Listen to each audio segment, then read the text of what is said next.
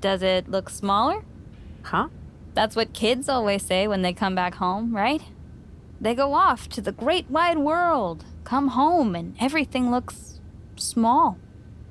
Haven't seen you around here much lately. Yeah, I don't know. Maybe a little smaller? I was in the neighborhood. Figured I'd stop in to get a few reps in before my big match with Bianca. Shotzi's not also in the neighborhood, is she? You know my insurance doesn't cover tanks. I don't think you have to worry. Tanks don't get great gas mileage, so she probably won't come crashing through the wall. No promises, though. And just when I was starting to feel nostalgic about you breaking things around here. How are you feeling after that crutch attack? I'm fine. Can you believe Shotzi's still bitter you didn't book her in TBD? And now she's turning it into a whole thing about how I stole her so-called War Games idea. In fairness, it's you who didn't want to book her. What? Really? I believe your words at the time were, "I'm not impressed." That does sound like me. But I was probably just being flippant. Being flippant without thinking that your actions could actually have consequences? Yeah, definitely you. Then, on purpose or not, Shotzi effectively brings you up to the big leagues, and instead of any sort of thanks, you steamroll right into a fantastical whirlwind tour of all things WWE. Let's be fair. I didn't steamroll right away. And Shotzi brought me to Raw so she could make an example of me. Maybe, but is that also why she pitched you the idea for a War Games match when you were GM? A match you thought was a good enough idea to book but then shut her out of? I never said it was my idea. Besides, it wasn't a groundbreaking suggestion, and everything worked out. Right, because I'm sure the WWE Universe saw the superstar GM announce the War Games match, put herself in it, and then thought, who else can I give credit to for setting up this awesome main event?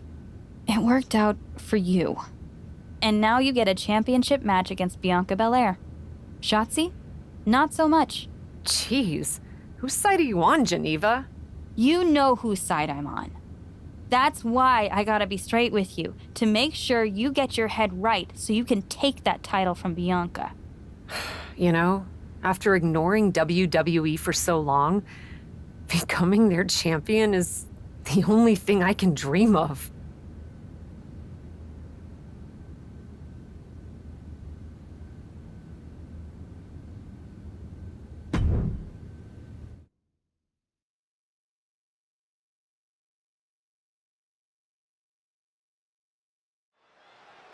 This is a moment of destiny for a woman who spent years crisscrossing the world and honing her skills before finally arriving in the big leagues of WWE.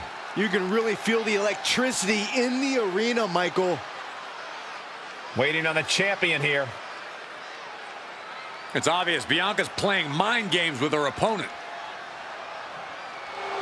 Oh boy, here we go again. Shotzi's vendetta against the #1 contender continues.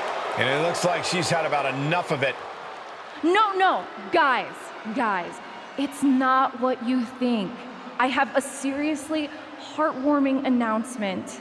Bianca Belair can't be here tonight. This is the second time the #1 contenders match has been called off.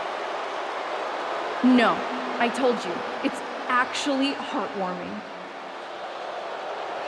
Bianca was wrapping up an appearance at a nearby community center before the show when suddenly, out of nowhere, 3 buses of adorable children from a local school showed up, excited to meet the Women's World Champion. And you know how Bianca is. She wouldn't leave until everyone got a picture and an autograph. How those buses showed up just in time to prevent Bianca from making it here for her championship match tonight, we may never know.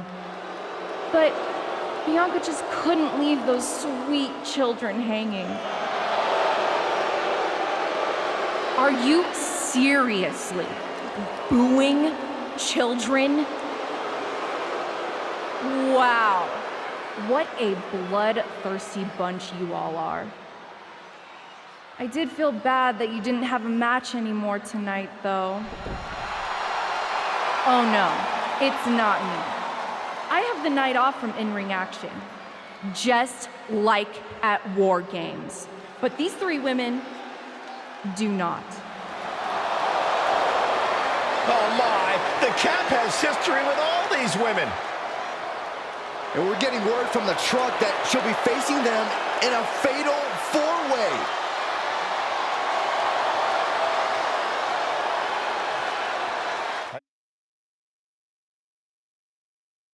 I think she said to bring it on. Easy to say, harder to survive. Shotzi's curated a formidable challenge for the #1 contender. Honestly, I'm just impressed that Shotzi managed to curate this match and 3 busloads of children in the same day. What? That was Shotzi? For God's sakes, catch up, Byron. Nonetheless, this is going to be a huge fatal 4-way contest here on Raw. Like you said, Corey, Kat definitely has a target on her back due to her history with these 3 other superstars. I'm just wondering, after all these false starts, if Kat will ever make it to her title match with Bianca Belair. I think that's Shotzi's exact goal, Saxton. She wants to take this one outside the ring, it seems. Clearly thinking a steel chair is what's needed right about now. Jeez, you're going to need your back adjusted after that one.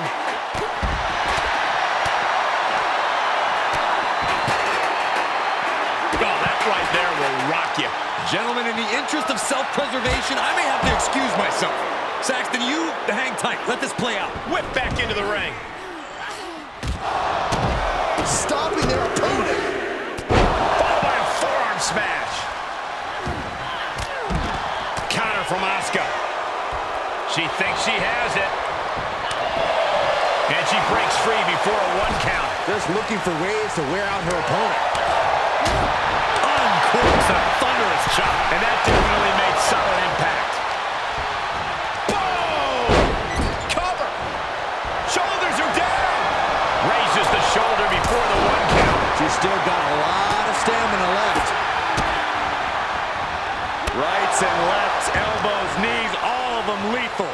Every strike more devastating than the last. Oh, stop, stop, stop.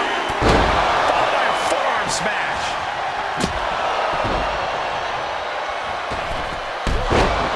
Using the ropes. Ooh. Oh, and a double axe handle. Incredible height. Dodges out of the way. Getting set up for something in the corner. Morgan gets intercepted. Clothesline. Oh, merciless knee to the face. And Liv is the one being challenged here. Behind you, an inverted DDT.